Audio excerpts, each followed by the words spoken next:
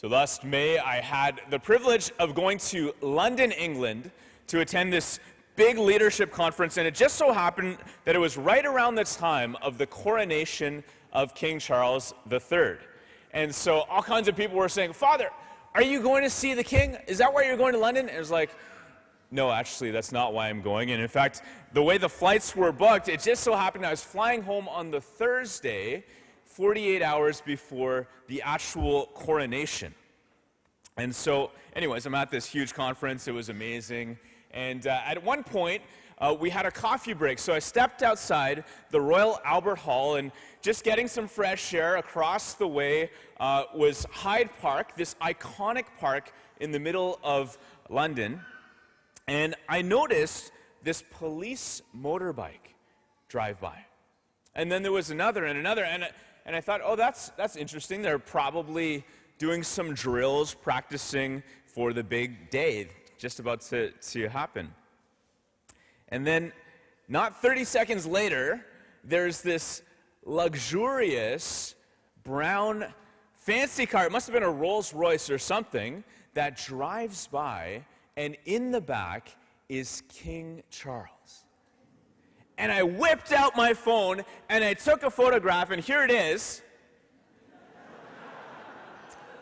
I was 5 seconds too late. So you're just going to have to take my word for it that I saw King Charles. He was right there. Now, I don't know very much about the monarchy, but from a young age, I remember kind of feeling a bit sorry for Charles, right? His whole life, he's waiting in the wings to ascend to the throne. His mother, Queen Elizabeth II, it was like she had been queen for decades and decades and decades, long before I was born, long after. She set the record for being the longest-serving British monarch. And in fact, it just kind of seemed like she was going to live forever, until her reign did come to an end last year, and then King Charles ascended to the throne. And his reign, I'm sure, will be much shorter, maybe 10 years, 20 years, but his reign will also be temporary. And I think when it comes to these kinds of people, not just the official monarchy, but people who we think of as kings and queens, isn't it true that these so-called kings and queens, we want them to stay on top forever? We want them to last forever. And I'll give you a few examples of what I mean. So, CEOs of famous companies like Steve Jobs, right? This incredible innovator who changed the face of technology in our day. He's left his mark, and yet now he's passed. He's a historical figure.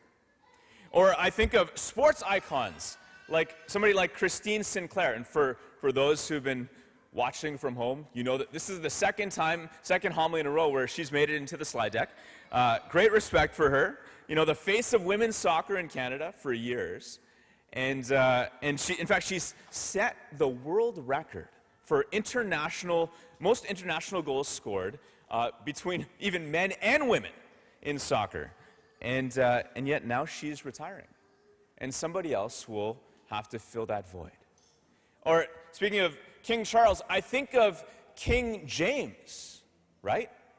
LeBron, of course, who is playing currently his 21st season in the NBA at the age of 38, long past the best before date for most NBA players. There's no signs that he's slowing down. He's a phenom. And yet, I can guarantee you this. At one point, he will eventually be dethroned and somebody will replace him. Or I think of all kinds of music icons, you know, and we have these nicknames for them. Louis Armstrong, the king of jazz. Beyonce, Queen Bee. We've got Bob Marley, the king of reggae. Mariah Carey, the queen of Christmas. Bruce Springsteen, the boss. I actually put that in for Father Chris Ryan. He's a dear friend and a huge fan of Bruce Springsteen. And I hate to break it to you, brother, but even judging by the photo, you can see the boss will eventually have to retire. And I think of all of these amazing people, we want them to stay on top forever, and yet their time at the top will be temporary. And certainly 100 years from now, 500 years from now, 1,000 years from now, will anyone even remember these people? And certainly no one will be following them. I think you can guess where I'm going with this. Today is the solemnity, this huge feast of our Lord Jesus Christ, King of the universe. We declare him as King of kings, Lord of lords, of all space and time. Every single domain and territory belongs to him. All of time, past, present, and future, is under his lordship. And today in our readings, this eternal King who will have no end, we're given different images of what his kingship looks like. And so a couple things stand out, that Jesus is both shepherd and judge. So right in our first readings from Ezekiel chapter 34, this image of the shepherd who goes after the lost sheep, rescues them, binds up their injuries, brings healing, strengthens the weak. But I don't know if you caught it, the very last line of that reading, it says this: "As for you, my flock, thus says the Lord God, I shall judge between one sheep and another, between rams and goats." And I don't know what it's like for you, but for me personally, there's some images of Jesus that I'm drawn to more than others. And frankly, I kind of like the shepherd Jesus a bit more, the caring, gentle, loving, healing, rather than the judge. But the truth is that both are equally correct. And Jesus himself uses this description as judge in the gospel today in Matthew chapter 25. And it's drawing really from this Ezekiel passage, the same judgment between sheep and goats. And here's what he says to these two groups. First, to the sheep, he says, "You on my right, come you that are blessed by my Father, inherit the kingdom prepared for you from the foundation of the world." And then to the goats on the left, "You that are accursed, depart from me to the eternal fire prepared for the devil and his angels."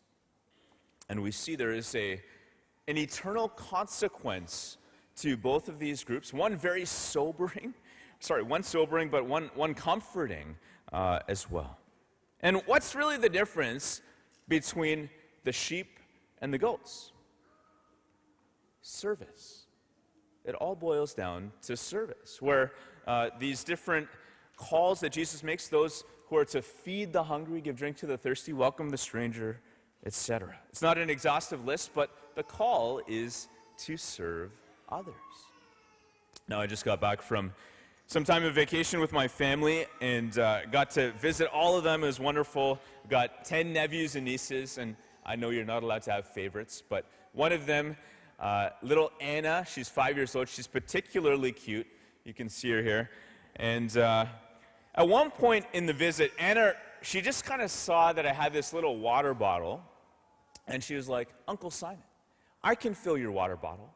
And before I could even respond, she grabbed my water bottle, she scampered off to the kitchen, she kind of like a monkey, she kind of climbed up, balancing on the drawers in the kitchen, she's leaning over the sink and filling up my water bottle.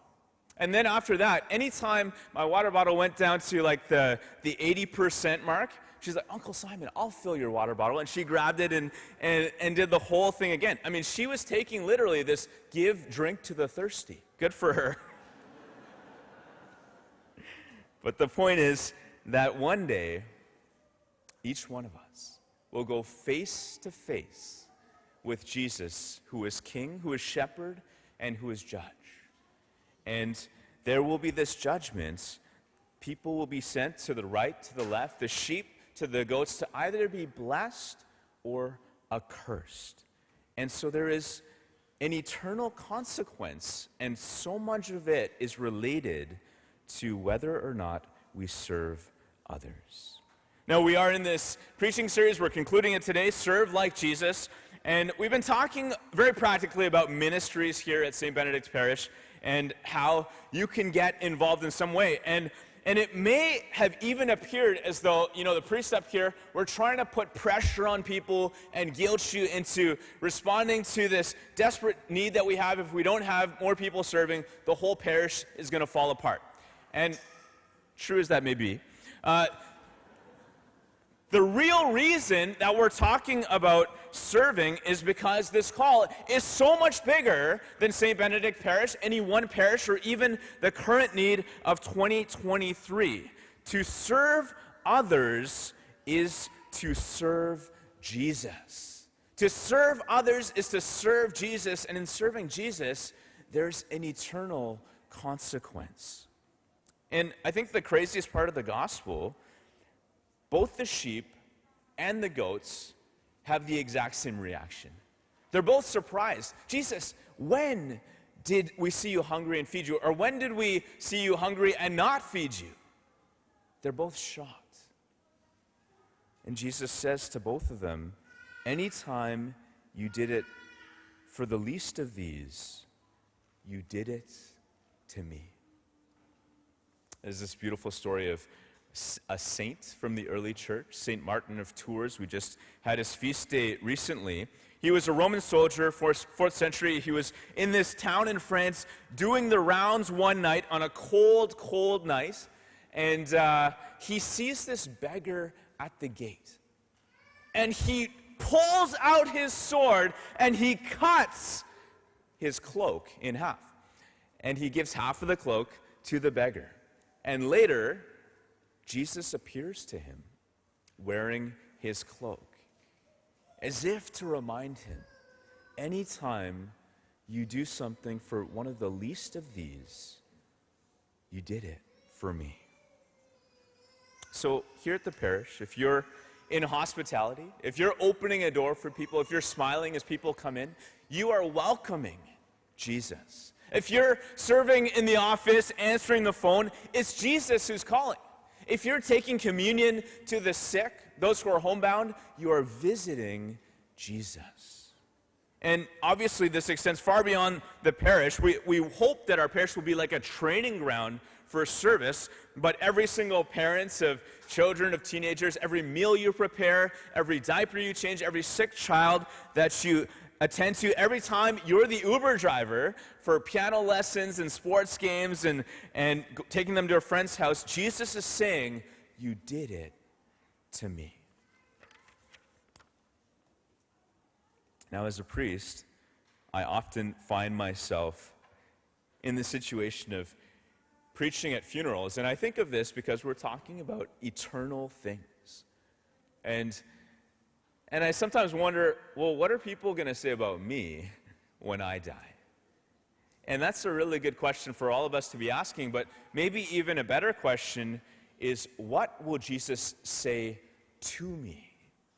Because make no mistake, that's what will happen in the end. We will be face to face with Jesus the King. And so we want to give every single person here the chance to respond in some way to serve others. And so, yes, it's, again, not just to fill holes, but when we serve others, we serve Jesus. And that has eternal consequences. And so we've been directing you to our website. You can go there, stbenedict.ca/serve. There's a short questionnaire where we want to understand, what's your experience? What are your skills? What are the things that you're passionate about, so that we can try to match that up with, yes, some of the needs, and also there's like a menu of things that you might try to begin to serve. And if you find, hey, I've started serving and I don't know if this fits, no problem. You can try something else. But it's worth stepping out to try serving. I'll end with this. Back in 2011, I got to go to World Youth Day in Madrid. And I was with this group of 40 or 50 university students connected to Catholic Christian Outreach, and it was this amazing trip. Before World Youth Day, we were touring around the Iberian Peninsula, and we made this one stop in a place called Spezia. Now, I'd never heard of this before. It happens to be the hometown of St. Ignatius of Loyola, the founder of the Jesuits. So Ignatius, also a soldier in the 16th century, he was kind of one of these knight in shining armor. He just was so caught up in the temporary things of his day. And yet, as he's in battle one day, there's a cannonball that strikes his leg, he's injured, and he has to go home to convalesce. So he goes home to the family castle, And he's up there healing slowly. And it was during this time where he goes through a remarkable conversion, where he switches from being focused on the temporary things of this world to Jesus, the eternal King. And we had the great privilege of celebrating Mass up there at the top floor. It was his bedroom. It's been converted into a chapel. And at the end of Mass, all the students went down to get on the bus, and I noticed this one young lady. She kind of lingered, she genuflected, but she stayed down for a minute or two, and then got up to depart, and I asked her, "What were you doing?" She said, "I'd heard this story of St. Ignatius, that during this time of conversion, he knelt down, much like a king would bow before, much like a knight would bow before his king to pledge allegiance. And he made this kind of oath of fidelity to Jesus, his eternal King." And she said, I just wanted to do the same thing. I thought, that's a great idea. And so I decided to do the same thing. And so I was late for the bus, no surprise there. But it's so interesting, isn't it, that in this life, we pledge allegiance very subtly to all kinds of things. We buy products from big companies. We want to go to sports games to see professional athletes. We go to concerts to see performers. And all of that is fine as long as we are clear that there is one king above all other kings, and his name is Jesus. And what I want to do to end this homily, I just want to take a knee. I'm going to kneel down before the altar here and just pray in silence. And anybody, you're welcome to join me if you feel inspired. But I just want to renew my pledge to serve Jesus, my King.